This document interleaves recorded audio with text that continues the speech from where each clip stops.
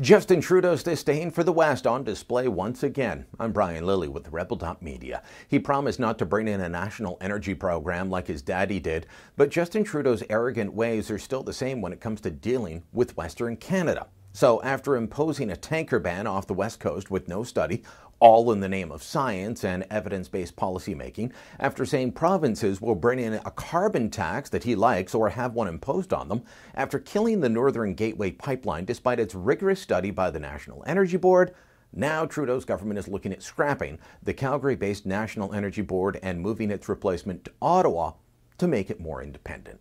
I wish this were a joke. The report called Forward Together was the result of an expert panel that was co-chaired by a former Liberal MP and an environmental activist. They traveled the country hearing from activists that don't like the oil and gas industry, and it shows in the report. The report essentially says having the National Energy Board in Calgary rather than Ottawa makes it basically a slave of the oil and gas industry. Quote, many participants pointed to the fact, beyond the requirement that board members live in Calgary, that the NEB itself is headquartered in Calgary as problematic for them. They told us that this fact set the stage for undue influence as it places the regulator in a social environment that can erode its independence. End quote. I'll expect this to outrage plenty of people. It's already outraging Calgary's progressive mayor, the Liberal-friendly Naheed Nenshi. Nenshi's mad. Check out this quote. And I gotta tell you, the summary got me steamed because it seemed to imply that a Calgary-based company must be biased because it's in Calgary. That is a ridiculous assertion, absolutely ridiculous, and I hope the federal government will push back on that very soon. Well, Mayor Nenshi, I wouldn't expect Trudeau to push back on anything in this report, nor would I expect the 4 Liberal MPs from Alberta, the 7 in Manitoba, or the 1 in Saskatchewan to push back against this. This is a report that's based on feelings, not science, but feelings. And despite what Trudeau says, that's how his Liberal government makes decisions. And their feelings towards the oil and gas industry, towards the West, are pretty clear. It's why images like this were popping up all over social media hours after the report was released.